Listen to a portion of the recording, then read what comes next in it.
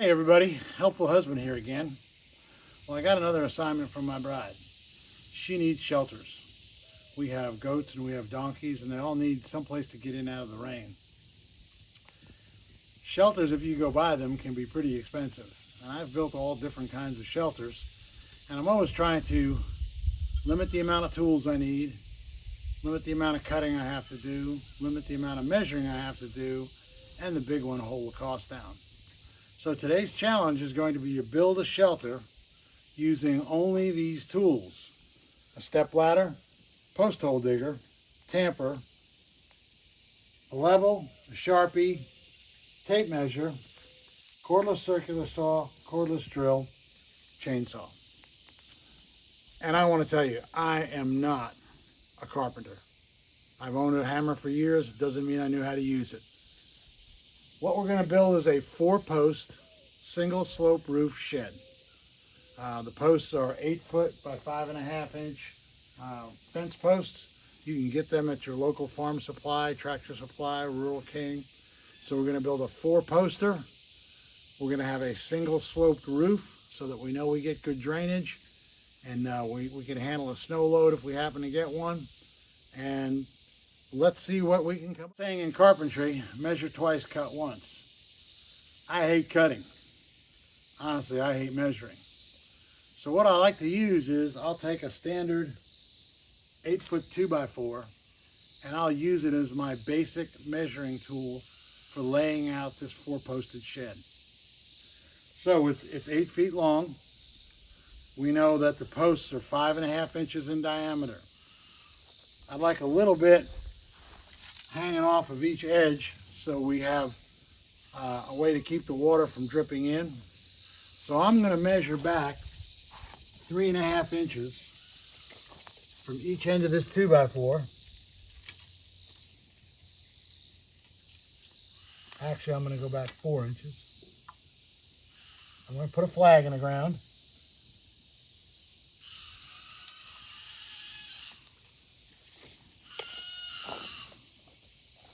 I'm going to come 4.5 inches back from this 2x4. 4 inches back, I'm sorry. Put a flag in the ground. Now I've laid out my first 2 post holes. I'll use this same 2x4 to lay out the other 2 holes. I'll dig 4 post holes. Now, when we sink the posts, we want to have some fall. The more aggressive fall, the more snow load you have.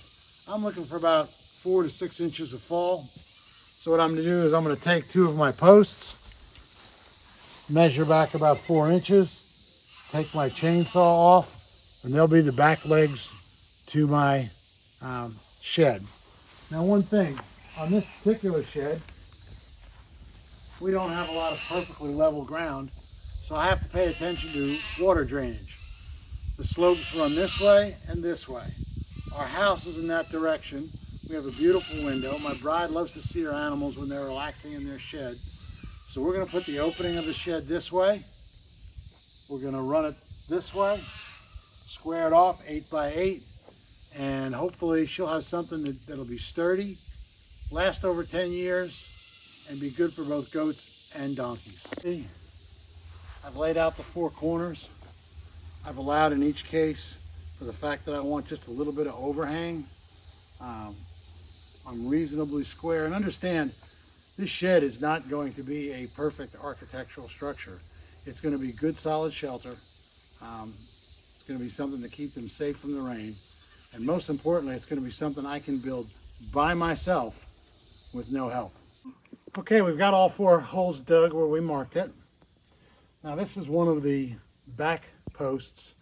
So I took my chainsaw and lopped off about 5 inches, so I'll have adequate fall. I will not put the side that I cut in the ground, however. And even more, we've been building these types of sheds here on our farm for over 12 years.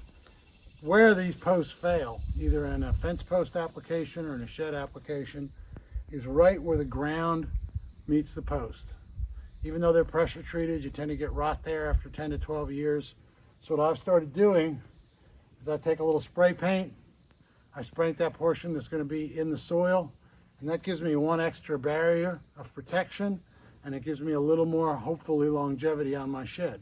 Okay, I set my first post in the ground. Here's the area you can get yourself in a lot of trouble. The ground isn't level. Trying to use your eye to make sure things are straight is very tricky. So what I do is I'll set it in. I'll put my level on it from two sides. Once I've got it in position, then I'll pack that earth in around it and we'll be good to go. I like to dig the holes about 20 inches deep. That seems to give them tremendous durability through wind and storm and through the animals themselves who love to scratch themselves on posts. So we're going to get all 4 posts set and then we'll be on to the framing. Okay, so we've gotten all 4 posts set. Come back today. I went to our local big box lumber store and I bought 2 8-foot pressure treated 1x6s and 4 pressure treated 2x4s.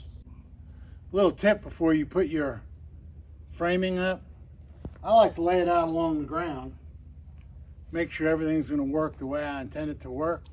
That way if I have to trim a piece, I haven't got the board over my head.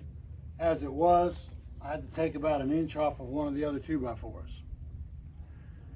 Okay, so we've laid everything out on the ground and we're ready to install our framing. I've got some 2.5-inch deck screws. And again, I'm doing this by myself. So that first board, I've just got to get 1 screw into.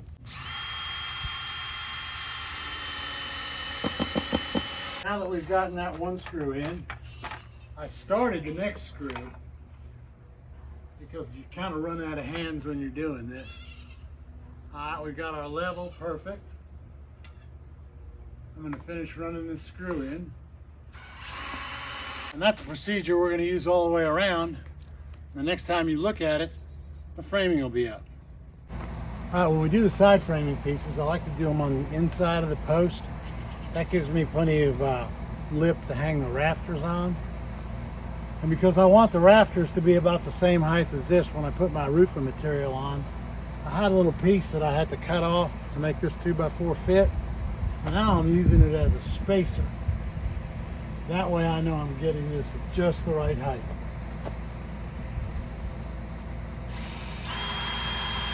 We've got our framing done. We've got our roof rafters in. Now the next step is what are we going to put on for siding, backing, and a roof. And once again, I've got a little tip that might be able to save you money. For siding for our project, lumber has gotten really, really expensive at the big box stores. But if you live in a rural area, there's a good chance there's a sawmill near you. Here in East Tennessee, we have them scattered everywhere. The sawmill we have right down the road will take their reject lumber, it's a rough cut mill, and bundle it and sell it as barn lumber. Now, when you get one of these packages from them, rough is the operative word. At the same time, because I use this 8-foot template, I can usually find 8 feet of good board in one of these boards. Now this pile right here is about 1/3 of what I got from the sawmill, and the cost for that will be in our bill of materials PDF. But the other thing I told you I hate to do is I hate to measure everything. So I've got a little trick that I want to show you. Okay, so what I've done is I don't want to have a tape measure measuring things, coming up 1/4 inch short here, 1/4 inch short there. One of the keys about this minimal cutting is to use just that 8-foot 2x4 as my template from the big box store. So I've taken it and I've butted it up against my gator. I've butted this board up against it. I'm going to take a straight edge, come right here, scribe a line, take my circular saw,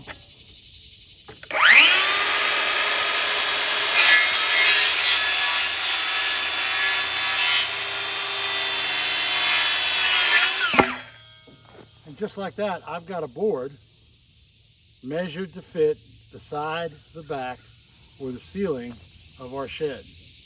Well, I've got a lot of work to do. I'm going to cut all these boards. I get about 3 sheds out of a bundle from this particular sawmill.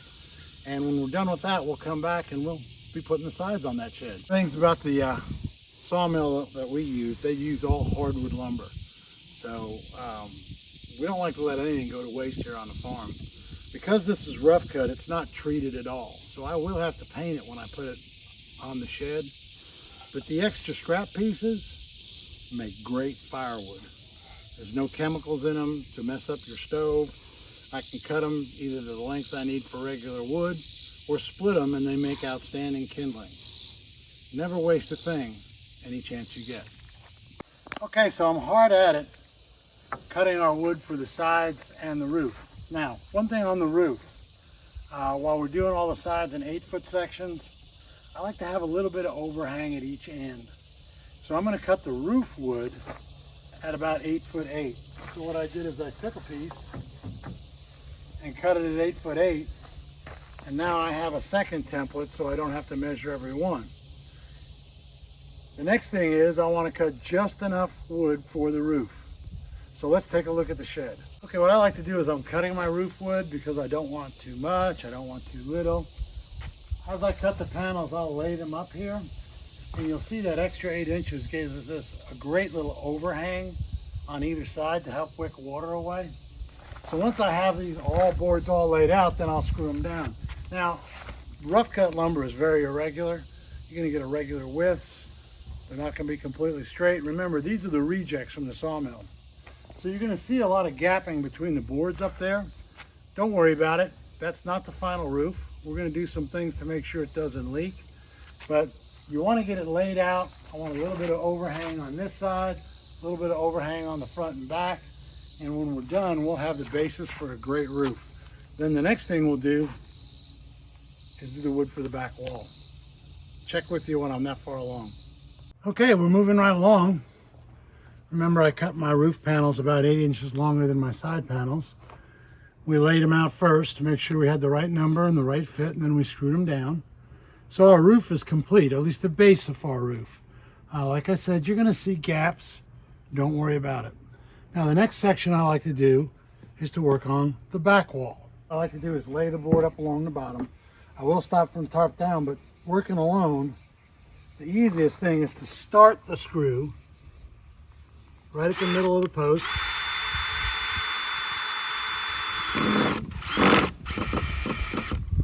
Don't take it all the way through. You just want to start it because you run out of hands if you're working alone. And I'll do the same thing on this side. Okay. And I'm going to pick the board up. We already leveled our structural piece. So all we have to do is butt up against it.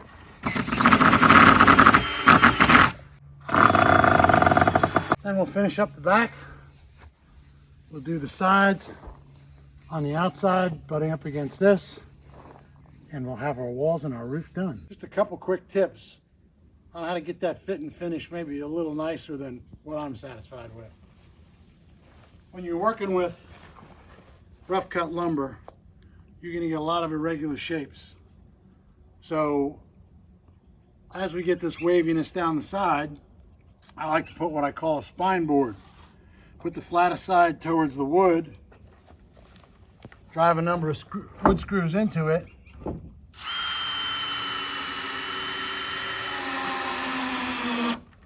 and you'll see you'll start to pull all those boards even.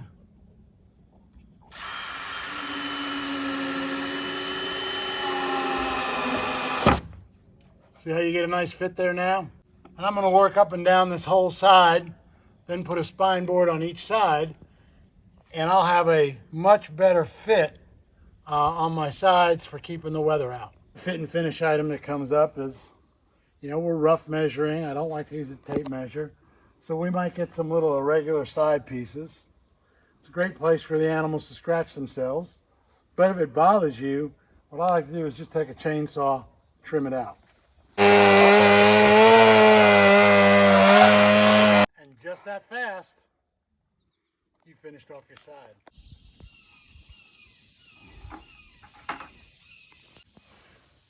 Hi there, Helpful Husband back again on our shed project.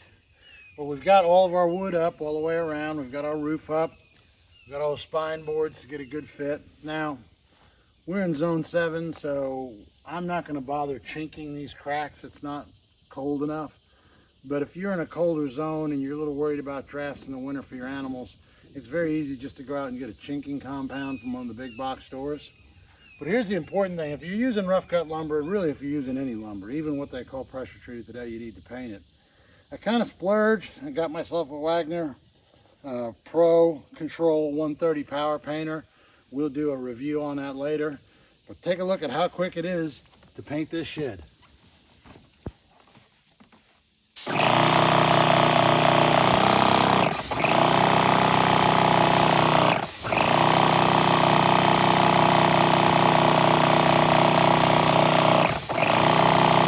You can see it goes a lot faster. Do wear goggles. I've got a respirator for when I go inside. Read all your instructions. Follow all your safety protocols. You are going to get some overspray, but man, I use a lot less paint and I get a great finish. Moving along with our shed project, we've gotten it completely painted. Now we're going to put the real roof on it, the watertight roof. Now, the first thing I like to do is, I got one of these 12 mil tarps from Harbor Freight. They say it's extreme duty. I don't know if anything from Harbor Freight is extreme duty, but I use this as a moisture barrier and to prevent condensation from the metal roof that we're going to put on top of it. So all I do, I got an 8x10. That'll give me a little bit of overlap front and rear. Take my electric staple gun, stapled it down. Then I kind of splurged and went out and bought some new roof metal. Got it in a 9-foot section, again, so we have a lip on either side. Got 3 pieces. Important thing is when you're putting this roof metal up, you need to make sure that you overlap one ridge. Well, there you have it.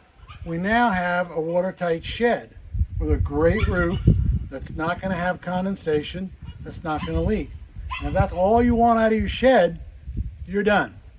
I've got one little thing that I'm going to do to this shed though that really increases the versatility. Hey, Helpful Husband here again. This is the final step we're doing to our shed. Now we've got a great shed. It's watertight. We're keeping goats in it right now. It's dry as a bone. But there's something I like to do to it to give it just a little bit more versatility. And what that is to mount gates on the front. You can see I've got the hinge pins here. I'm going to go ahead and mount this gate and tighten it up, and then we'll close it up. And when you're done, now if you've got to isolate an animal, you've got a little mini barn. Well, we're really blessed. We've got a barn where my bride does her milking, but if you want to use this as a milk shed, it's always nice to put your milk stand in here and have gates to keep the other goats or sheep or whatever you're milking out of the shed. So let's go ahead and hang this gate, and then we'll be done with our simple, easy shed. And oh, by the way, if you're a really good carpenter, I apologize. You've probably been screaming throughout this whole video. And I'm sure there's 100 things I've done wrong. But I'll tell you what, this is something that if you're not a great carpenter, you'll be able to do on your own homestead to make yourself a great little shed for a lot less money. Let's go ahead and hang this. A couple quick tips when you're hanging gates. I know this sounds simple, but you want one pin pointing down and one pin pointing up. The bottom pin is easiest when it points up. You can control the width of your gates really easily by how you orient the hinge on the gate. Now, these gates are just a little wide for the actual opening that we have. So what I've done is I've taken them to a 90-degree angle. That'll bring the gates together. I like to take a level, check out the tops of the gate so it doesn't look too wonky. And when you're done, it'll make mounting your gates a lot easier. Oh, and one last thing. That top one that has to move up to here, make sure you allow yourself enough clearance and that you have enough travel for the hinge to engage. There you go. I built it myself with no help. Simple, common tools, and at a lot less than having a barn built. Best of luck with your shed.